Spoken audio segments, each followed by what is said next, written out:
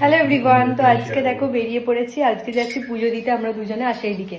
তো দেখো আমি হচ্ছে এই শাড়িটা পরেছি আর ওই ড্রেসটা পরেছি। আমাদের দুজনকে কিরকম লাগছে কমেন্টসে জানিও। এবার পুজো দেওয়ার কারণটা বলো, পুজো দেওয়ার কারণটা কি? পুজো দেওয়ার কারণ হচ্ছে আমাদের যে 9 বছরের এই ভালোবাসাটা মানে কমপ্লিট পূর্ণতা পেয়েছে যে আমাদের কি বলবো, অনেক দিনের একটা ইচ্ছা ছিল এবং আমাদের ঘণ্টেশ্বর বাবার কাছে একটা মানতও ছিল।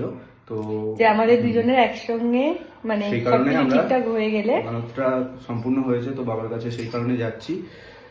আর তুমি করেছো তাই তো মানতটা, যে ও যদি আমাকে পায় তাহলে তো বেসিক্যালি আমার বাবার কথা ঘণ্টেশ্বর বাবা শোনে, সত্যি মানে এটা বলাটা উচিত না, মন থেকে যে মানে যার আমি কাছে যেটাই যে চাই ঠাকুরের বাবার কাছে চায় মোটামুটি আমার হয়।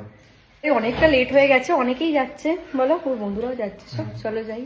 ও আমাকে কিন্তু বিয়ের আগে বলেনি, আমায় বিয়ের পরই বললো যে চলো ঘণ্টেশ্বর বাবার মন্দিরে পুজো দিয়ে। আমিও কখনো বাবার মন্দিরে যাইনি, আর সত্যি বলতে আমারও কিন্তু অনেক দিন থেকেই যাওয়ার ইচ্ছা ছিল, কারণ ঘণ্টেশ্বর বাবা খুবই জাগ্রত, সবার মুখে শুনেছি।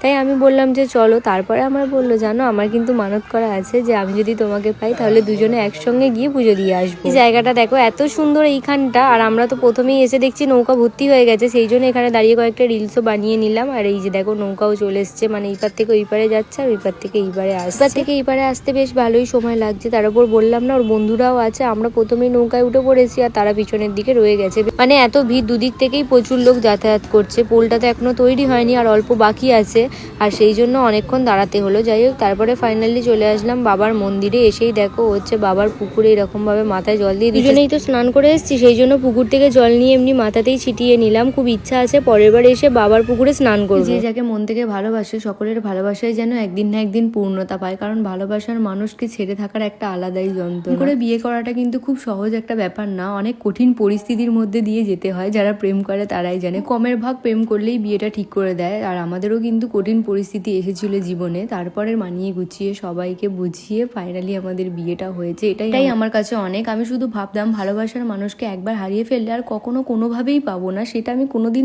মানে ভাবিও নি একবার পর্যন্ত যে রিজুকে আমি ছেড়ে থাকবো বা ওর সাথে আমার বিয়ে হবে না। আমি শুধু ভগবানের কাছে চেয়েছি যেন আমি আমার ভালোবাসার মানুষটাকে পাই। আমি শুধু ভাবতাম যে ভালোবাসার মানুষটাকে যদি এই জন্মে না পাই, পরজন্ম আছে বলে আমার কোনো কিছু জানা নেই, আর জানার কোনো দরকারও নেই। এই জন্মে যেহেতু আমি একজনকেই ভালোবেসেছি, আমার তাকেই চাই। আমি কোনোভাবে আমার ভালোবাসার মানুষকে ছেড়ে আমি থাকতে পারবো না। ভগবান যে আমার কথা শুনেছে, আমার ভালোবাসার মানুষটাকে আমার করে দিয়েছে, এটাই আমার কাছে অনেক। আমার মতো যেন সকলের ভালোবাসা পূর্ণতা পায়, সেটা যদি সঠিক ভালোবাসা হয়। ঘণ্টেশ্বর বাবার মন্দিরে নারকেল আর কচু দিয়ে পুজো দিতে হয়। বাড়ি থেকে নারকেলটা নিয়ে এসেছিলাম, জানি এখান থেকে কচু কিনে নেব, কিন্তু দেখলাম এখানে এসে কচু নেই, সেই জন্য নারকেল দিয়ে পুজো দিলাম। এর পরের বার আমাদের ওখান থেকে কচু কিনে নিয়ে আসবো। আমি জানি এখানে হয়তো কচু বিক্রি হবে, যেহেতু ঠাকুরের পুজো হয় এই জিনিসগুলো দিয়ে। তো দেখলাম এখানে অনেকেই আমায় কমেন্টস করেছো যে তোমার বাড়ি কোথায়, তুমি এখানে এসেছিলে। দেখলাম এখানেরই সবাই আমার ভিডিও দেখো, সবাই লিখেছো যে এখানে তো আমাদের বাড়ি। আমার বাড়ি হচ্ছে এখান থেকে 1 ঘন্টার রাস্তা। তো আমি বললাম না প্রথমেই আমারও অনেক দিনের ইচ্ছা ছিল। 1 ঘন্টা মানে কিন্তু খুব বেশি দূরের ডিস্টেন্সও না। তারপরে দেখো আমরা পুজো দিয়ে প্রসাদ খেয়ে বেরিয়ে পড়লাম, এবার বাড়ি যাবো। বাবার মাথায় জল ঢেলেছে, সেই জন্য আজকে নিরামিষ খাবো। আর এখানে কাছাকাছি যেসব হোটেল আছে সবগুলোই আমিষ রান্না হয়, সেই জন্য ওখান থেকে চিড়ে ভাজার বিস্কুট খেয়ে বাড়ি চলে আসলাম। সন্ধ্যায় বানাচ্ছিলাম পাস্তা, আর একদিকে দেখো বানাচ্ছিলাম কফি। আমার ভাই এসছে, ওকে বললাম কি খাবি বলো, বললো তাহলে একটু কফি বানিয়ে। এবারে আমি ভাবলাম যে শুধু কফি খাওয়াবো, সেই জন্য একটু পাস্তাও বসিয়ে দিয়েছি, তাড়াতাড়ি করে পাস্তাটাকে একটু বানিয়ে দেবো। কাছাকাছি বিয়ে হওয়ার কিন্তু এটাও একটা ভালো দিক। আমাদের বাড়িতে ভালো কিছু রান্না হলে মা আমাদের বাড়িতে পাঠিয়ে দেয়, আর আমাদের এইখানে মানে আমার শ্বশুর বাড়িতেও ভালো কিছু হলে আমি আমার একটু ভাইয়ের জন্য পাঠিয়ে দিই। এটা কিন্তু একটা ভালো দিক কাছাকাছি বিয়ে হয়। একটু তাড়াতাড়ি করেই পাস্তাটা বানাচ্ছিলাম, ও আবার বসতে চায় না, এসেই মানে ও তাড়াহুড়ো করে চলে যাবে। তাও আজকে বললাম একটু বস, পাস্তা বানাচ্ছি। যে কিসের এত লজ্জা পায় কি জানি, ও তো মাঝে মধ্যেই আসে, যেমন আমার কিছু দরকার হলো সেই জন্য ওকে বললাম। প্রোডাক্টে